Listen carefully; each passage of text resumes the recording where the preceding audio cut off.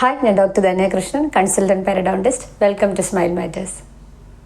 പല്ലുകളിൽ വെള്ളപ്പാടുകൾ വരുന്ന എന്തുകൊണ്ടാണ്? അതായത് വൈറ്റ് സ്പോട്ട്സ് ആയിട്ട് അണപ്പല്ലിൽ അല്ലെങ്കിൽ ഫ്രണ്ടിലത്തെ ടൂത്തിൽ അല്ലെങ്കിൽ ജനറലായിട്ട് എല്ലാ പല്ലുകളിലും വൈറ്റ് സ്പോട്ട്സ് ആയിട്ട് കാണുന്നത് എന്തുകൊണ്ടാണ്? മിക്ക കേസും ഇപ്പോൾ അങ്ങനെ വരുന്നുണ്ട്. അതുപോലെ എൻ്റെ കമൻറ്റ് ബോക്സിലും ഒരാൾ ഡൗട്ടായിട്ട് ഇതുപോലെ ചോദിച്ചു, ബാക്കിലത്തെ പല്ലിന് മാത്രം, അണപ്പല്ലുകൾക്ക് മാത്രം വെള്ളപ്പാട് വരുന്നു, അതെന്താ ചെയ്യുക, എന്താ ട്രീറ്റ്മെൻറ്റ് എന്നൊക്കെ. അപ്പോൾ ഇന്ന് നമുക്ക് അതിനെക്കുറിച്ച് നോക്കാം.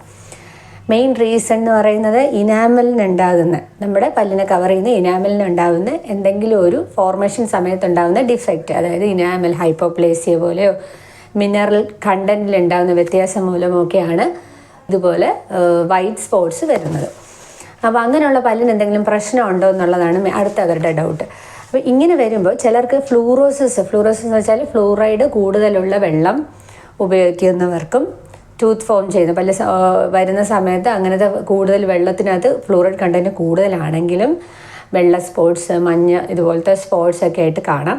ഇതൊന്നും ഒരിക്കലും കേടല്ല, പകരം ഞാൻ പറഞ്ഞല്ലോ ഇതുപോലെ ആ ഇനാമലിനുണ്ടാകുന്ന പ്രശ്നം കൊണ്ട് വരുന്നതാണ്. അപ്പോൾ ഇത് ചിലർക്ക് മൗത്ത് ബ്രീതിങ്, വായിലൂടെ ബ്രീതിങ് ഉള്ളവർക്ക് ചെറുതായിട്ടൊരു ഒരു ലൈൻ പോലെ ടൂത്തിലൊക്കെ വരാറുണ്ട്. എപ്പോഴും ഡ്രൈ ആയിട്ടിരിക്കുന്നുണ്ട്. പക്ഷെ അതൊക്കെ നമുക്ക് ക്ലീൻ ചെയ്യുമ്പോൾ മാറ്റിയെടുക്കാം.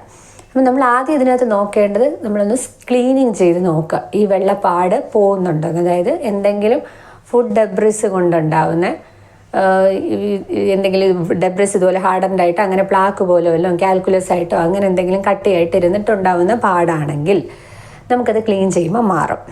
അപ്പോൾ അത് കഴിഞ്ഞ് ക്ലീൻ ചെയ്തപ്പോൾ നമുക്ക് മാറിയില്ല എന്നുണ്ടെങ്കിൽ നമുക്ക് വൈറ്റനിങ് പോലത്തെ പ്രൊസീജിയേഴ്സ് ചെയ്ത് നോക്കാം. അപ്പം എന്നിട്ട് മാറിയില്ല, ഒത്തിരി ഡീപ്പായിട്ട് പോയി ഫ്രണ്ടിലത്തെ ടൂത്തിലൊക്കെ ആണെന്നുണ്ടെങ്കിൽ നമുക്ക് എന്ത് ചെയ്യാം? അപ്പോൾ നമുക്ക് അങ്ങനെയാണ് വെനീറിങ് ഉണ്ട്, അല്ലെങ്കിൽ കോമ്പോസിറ്റ് മെറ്റീരിയൽ വെച്ച് നമുക്ക് ഫില്ല് ചെയ്യാം. ഇങ്ങനെയൊക്കെ ട്രീറ്റ്മെൻറ്റ് ചെയ്യാം. ചിലർക്ക് ഈ വെള്ളപ്പാട്, ഞാൻ പറഞ്ഞല്ലോ ഇനാമലിൻ്റെ തിക്നെസ്സിൻ്റെ പ്രശ്നമുള്ളത് കൊണ്ട് ചിലപ്പം പെട്ടെന്ന് കേട് വരാനുള്ള സാധ്യതയുണ്ട്.